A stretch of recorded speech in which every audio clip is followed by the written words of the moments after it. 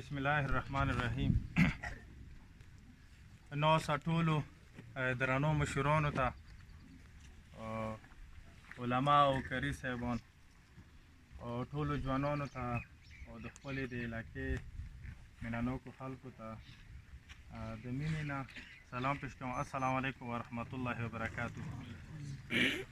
اردو کې شعر دی: اکیلا ہی چلا تھا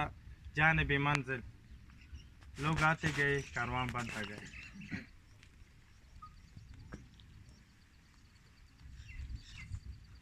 زه والا ټولو تاسو توجه غواړم، شاید څه بیا موته مکملو نشي تاسو سره د ملویدنې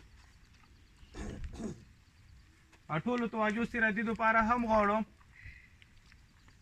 څه همیشه دپاره انسان ته موقع هم بار بار نه رسي. تاسو توجه په دې دپاره هم غواړم که چیرې زه غلط یم نو تاسو حق لرو چې ما رهنمایي وکړو، او که چیرې زه صحیح یم بیا هم تاسو حق لرو چې بیا هم د ما رهنمایي وکړو. هغه وجه دا دی چې حدیث مفهوم هم دا دی چې یو مسلمان که ظلم کوي هم دغه مرګلیتیا وکړه، او که مظلوم وي هم که ظلم کوي هغه ته ظلم نه وسار که، او که مظلوم وي ته د هغه مدد وکړه. د مسلمان په یو سرات کې هم ته نه پرېږدی. ایمو راتګ ته زه تاسو ته یم، ایمو راتګ ته په دې باندې ونکسي چې عبدالخالق لغلی دی او هغه به مله ووټ غواړي. دا زه تاسو ته وعده درکوم، زه تاسو ته قسمت درکوم که چیرې عبدالخالق یې تاسو خوښ نه یي، چیرې په عبدالخالق باندې تاسو بروسه نه یي، چیرې تاسو ما باندې اعتماد نه وي، او زه چیرې تاسو اعتماد باندې پرا راتللی نه شم، زه یې تاسو وعدې رسولی نه شم، زه یې تاسو حق پوره کولی نه شم، زه یې تاسو مسالو حل کولې دپاره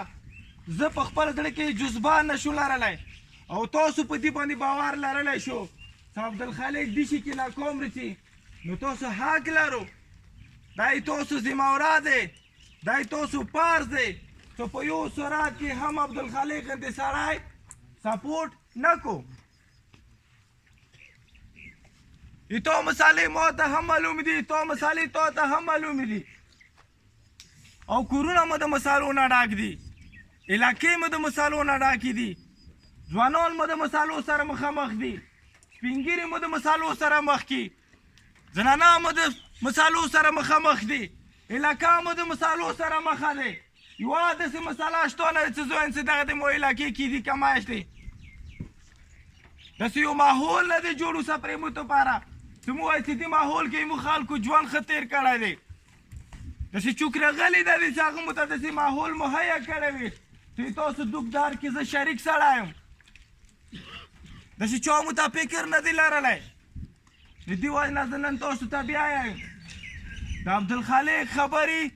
ضروري نه دي چې تاسو یې واورو بیا په عمل وکړو، ضروري دا دی که چیرې تاسو ته په هغه کې حقیقت لیدی شي،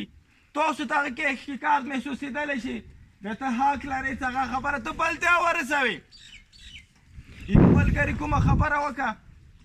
ایمو خلکو ته چې څوک لنګرخواري نه یایي دا ماته نه تا ته بده خبره دی.